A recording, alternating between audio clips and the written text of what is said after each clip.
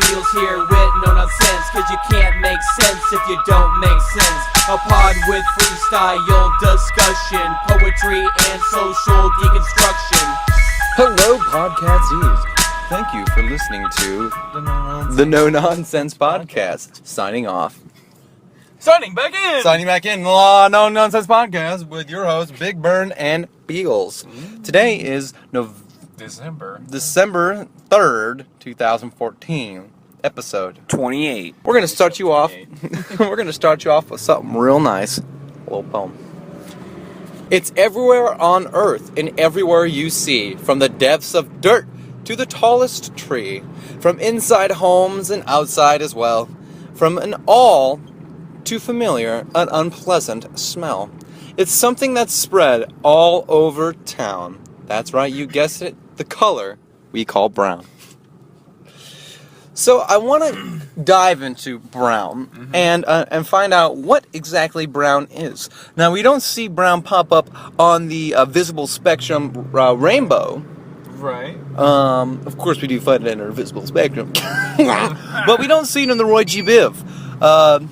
Which leaves this wanderer to wonder, what exactly is brown?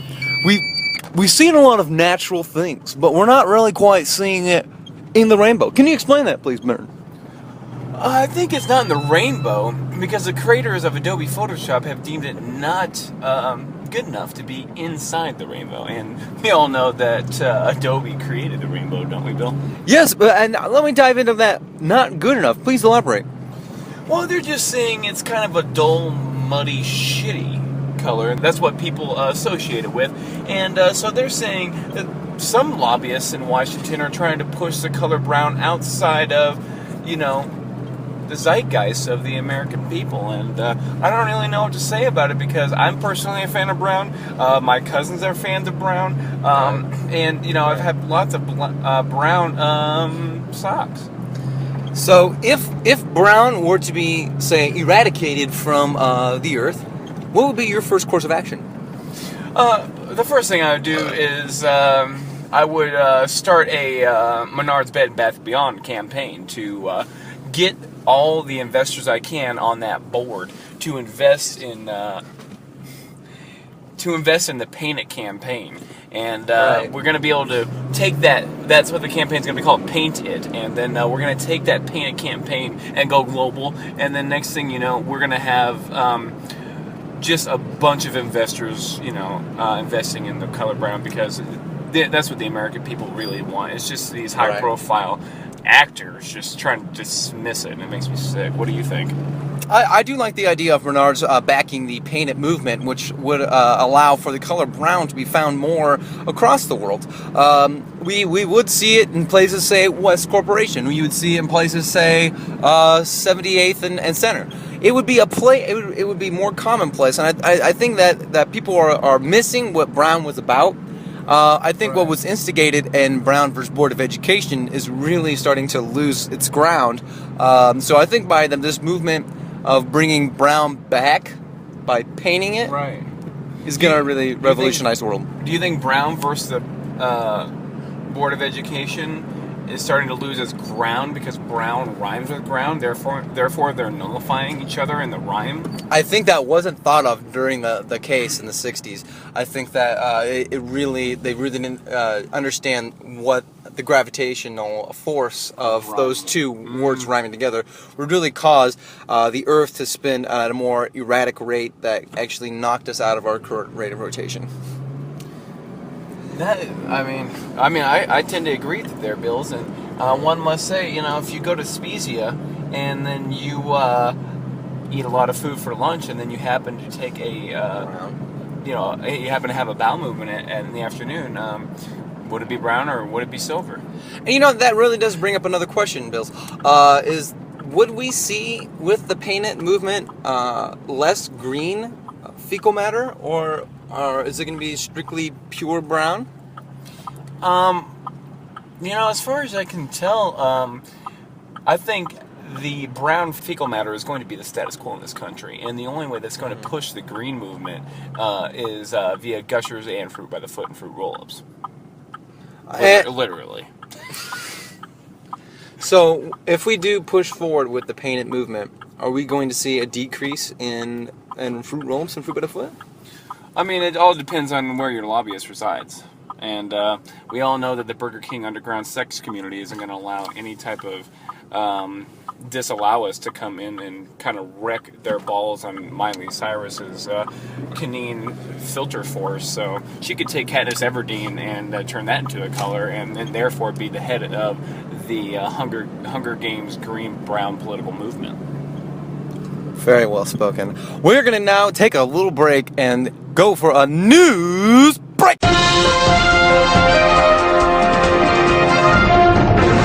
Breaking news coming from the UN. People are abandoning the idea that parachuting into a Honda Civic is a valid artistic expression of the duality of man. Rather, they are taking Leonardo da Vinci to task over never painting digitally. Banksy claims that he didn't have the means, but Michael Shannon disputes this argument, claiming he had access to time travel and was more an issue of him being a Luddite, leading some to question if he truly was a genius or just a pseudo-intellectual posing as a skateboarder in Central Park. The art versus commerce debate rages on, but until a solution is found, please remember to throw your cigarette butts in the trash. My God, that was informative. Now, we're going to move on to more of the pod.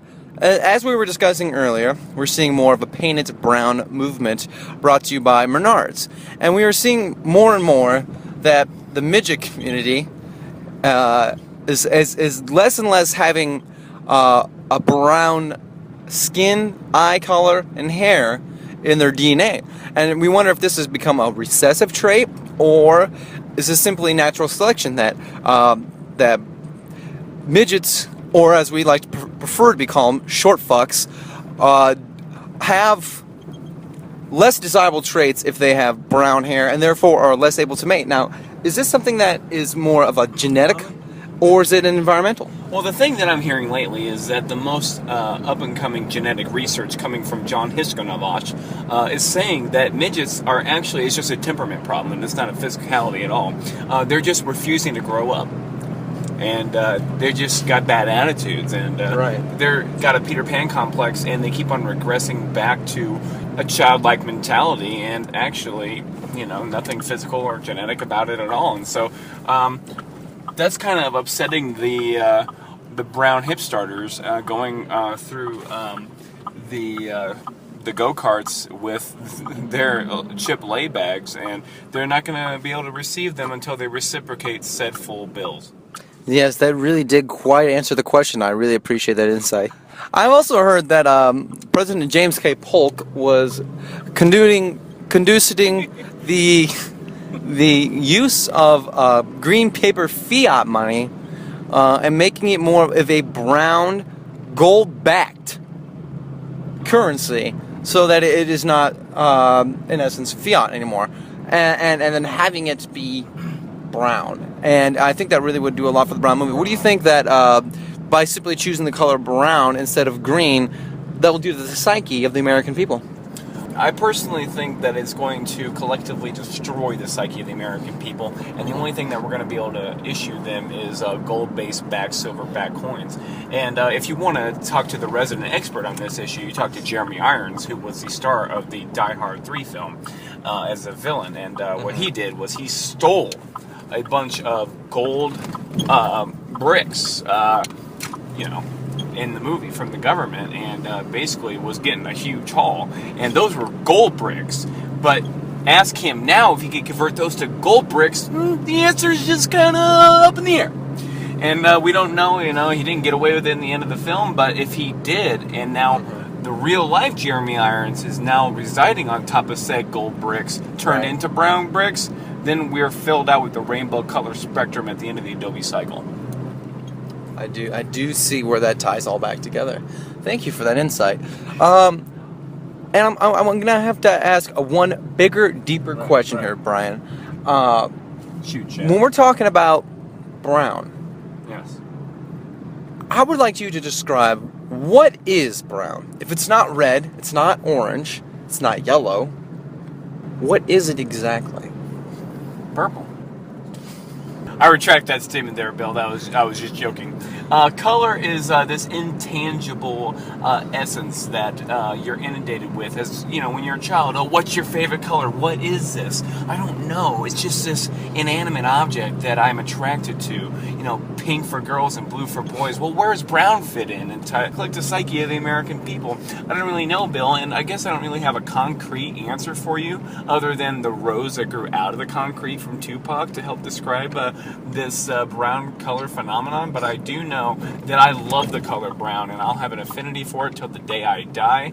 And you know, perhaps if I muster up the gusto, I might write a novella on it before I'm 85 years old. That would be a beautiful thing, Bill. You know, some people would argue that brown is simply a wavelength of light that we perceive to have the qualities that we perceive it to be. And that color is nothing but our interpretation of a wavelength inside of our brains. Now, if I were to go into your brain and completely eliminate the brown, the neuron receptor, because there's only one particular neuron in the brain, only one that is receptive to what the concept of brown is. And if we were to remove that, put that in a plastic jar, freeze that, and sell it to you, what would you pay for it to get it back? I'd pay whatever the magician's fee is there, Bill. Probably $750 million doubloons. Would you pay 750 million brownies? I give brownies a shot because they're the color that I like. And one question I have for you, Bill. If an old lady wipes her ass in the bathroom with some toilet paper, but there's no toilet there, did she actually wipe her ass at all? That is one we leave for the philosophers. And that's where it all comes up to perception, you know. I personally think that's a better analogy than the sound in the tree. I think that is a lot more accurate there. Now, we are going to go ahead and end the podcast like we normally do with a wonderful poem by Mr. Big Burn, Dr. Burn. You know, I'm sitting around town feeling a little blue, but you know what I should be feeling? Brown. That's because it's the best color around. I know that I'm not going to be able to feel down where I used to have my crown in my old hound, but my hound is not going to react the same way he did to Mac Brown. So coming back to what we know about sound is that you can't hear it unless you're taking a brown all over your found down. So go ahead and pick up those feathers like down and bring us back a big old pile of Crown Royal.